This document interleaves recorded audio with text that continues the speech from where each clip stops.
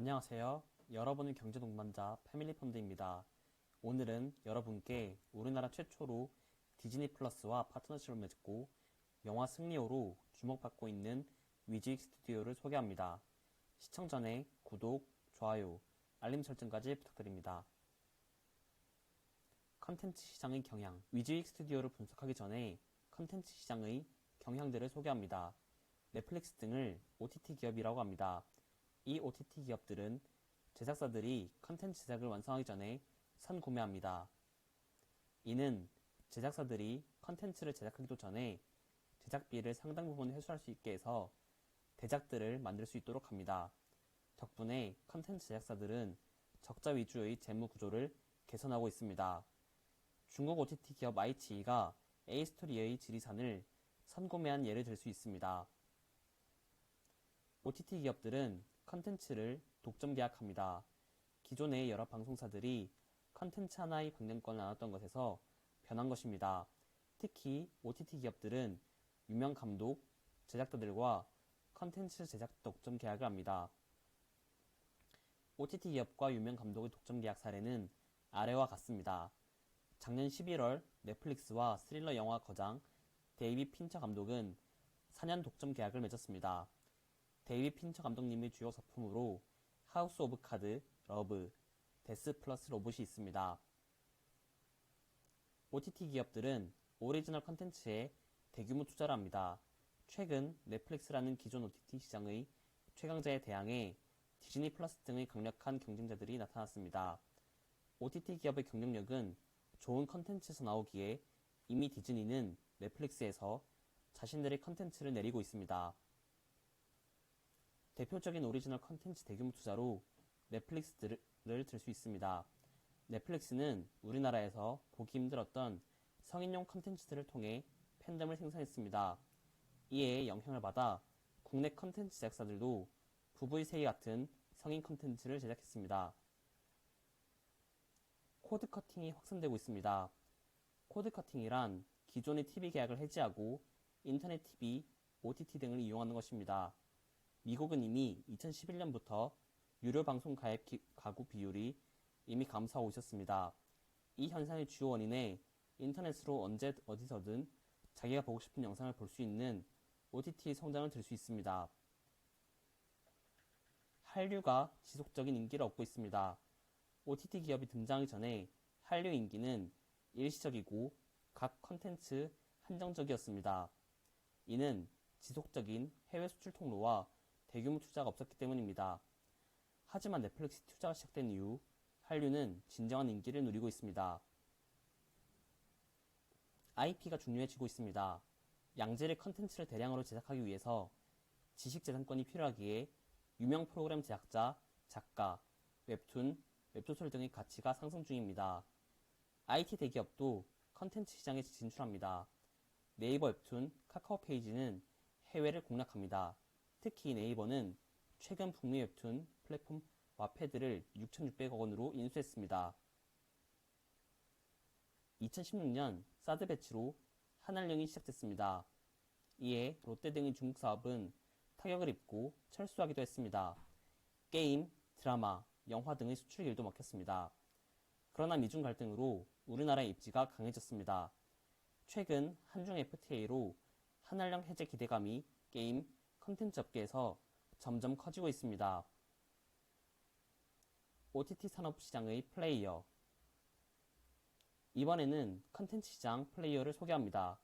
넷플릭스의 CEO는 리드 헤이스팅스이며 OTT 시장 개척자로 평가되어 미국 주식의 선두 그룹인 팡에 속합니다. 페이스북, 애플, 구글처럼 평가되는 것입니다.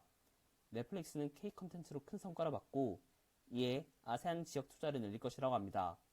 하지만 최근 디즈니 플러스가 출시되어 난관에 부딪혔다는 평가를 받습니다. 최근 넷플릭스는 한류 컨텐츠 대규모 투자를 위해 국내 스튜디오 건설 계획을 세웠습니다. 경기도 연천군 파주시 스튜디오 2곳을 장기 임대하겠다고 발표했습니다. 이는 넷플릭스가 아시아의 스튜디오를 확보한 첫 사례라는 의미가 있습니다. 작년 국내 실적이 2019년에 비해 2배나 오르는 등의 실적 바탕 결과입니다. 디즈니 플러스는 디즈니, 픽사, 마블, 스타워즈, 내셔널 지오그래픽 등의 컨텐츠가 있어 OTT 기업 경쟁력인 지식재산권이 강력합니다. 최근 넷플릭스에서 디즈니 컨텐츠를 내리는 등 IP의 힘을 크게 발휘하고 있습니다. 서비스 시작 후 1년 만에 넷플릭스 가입자의 절반에 해당하는 8,600만 명의 유료 가입자를 유치했다는 점이 주목되고 있습니다. 디즈니 플러스도 국내 시장에 진출합니다. 유럽에서 유럽 내 최대 미디어 통신사와 협력했던 것처럼 우리나라에서도 통신사 KT, LG유플러스와 협력할 것으로 보입니다. 이미 관련 기업의 주가가 반응을 보였습니다. 강다니엘 님이 디즈니 플러스 컨텐츠 너와 나의 경찰 수업으로 첫 연계를 발표했고 한류 컨텐츠를 직접 제작할 것으로도 보입니다. 국내 OTT 기업 3개도 설명드리겠습니다. 티빙은 TVN, JTBC 컨텐츠들을 제공합니다. 웨이브는 지상파 3사의 컨텐츠를 제공합니다. 쿠팡도 작년 12월 OTT 시장에 진출했습니다. 이는 로켓와우 회원을 기반으로 합니다. 여기서 저는 티빙과 쿠팡을 주목합니다. TVN, JTBC 컨텐츠는 이미 전 세계적인 인기를 검증받았습니다. 위지익 스튜디오 글로벌 플레이어인가? 위지익 스튜디오는 영화, 드라마의 CG VFX 서비스를 제공합니다. 가상현실, 증강현실, 홀로그램, 오감미디어 등 실가면 컨텐츠가 앞으로 부상할 것이기에 영화, 드라마, 게임을 넘어 교육, 의료, 자동차 등으로 CG VFX 기술이 확장될 것으로 기대됩니다. 위지익 스튜디오가 사업 영역을 게임으로 확장할 수도 있는 것입니다. 게임 관련주가 앞으로 기대되는데 위지익 스튜디오가 미디어 컨텐츠뿐만 아니라 게임 관련주로도 주목받을 수 있을 것 같습니다. 물론 뉴미디어 컨텐츠 기획, 제작도 합니다. CG VFX 시장의 성장 예측 그래프입니다. 존 패디 리서치는 2023년까지 연평균 1.2% 성장해서 약 173조 원에 이를 것으로 예상합니다.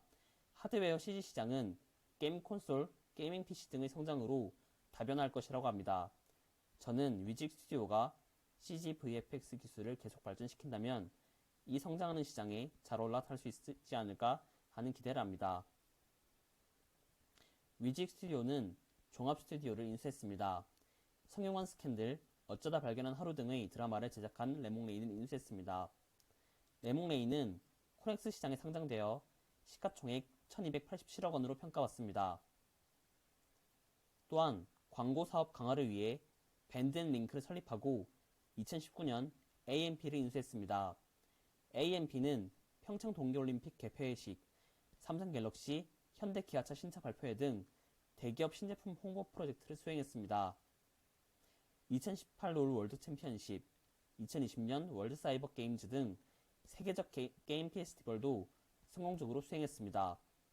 레몽레인과 MP는 올해 코스닥 상장을 추진하고 있습니다. 위지익 스튜디오는 스튜디오형 제작사 WMIP를 공동투자 설립했습니다. 여기에 인기 만화 신암행어사의 윤인환 작가님이 설립하신 웹툰 컨텐츠 전문 제작사 Y랩이 참여했습니다. Y랩은 조회수 200만 이상의 히트 작품인 패션왕, 조선왕조 실톡, 심연의 하늘 등을 제작했습니다.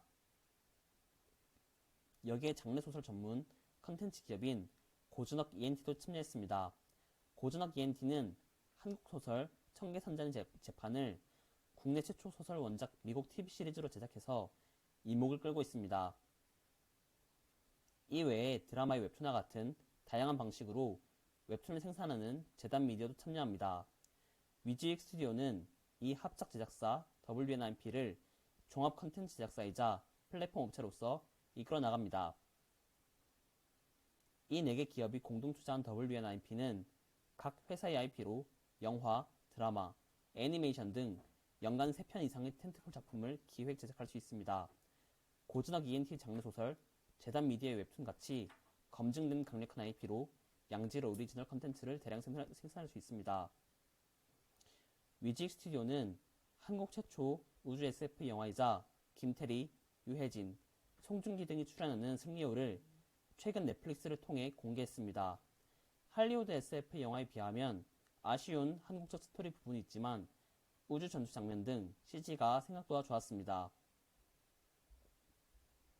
승리호는 중국 화이트텐센트 엔터테인먼트에서 50억 원의 투자를 받았습니다.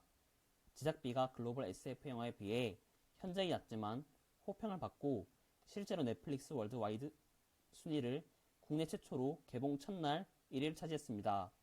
이 사실들은 한알령 해제 이후 텐센트, 바이두 등 중국계 OTT 기업들이 투자할 수 있다는 기대를 품게 합니다. 실제로 텐센트는 A스토리에 투자했습니다. 위지익 스튜디오는 2018년 5월 국내 최초 월트 디즈니 공식 협력사로 선정됐습니다. 신비한 동물 사전 2, 앤트맨과 와스프 등의 작품 제작에도 참여했습니다.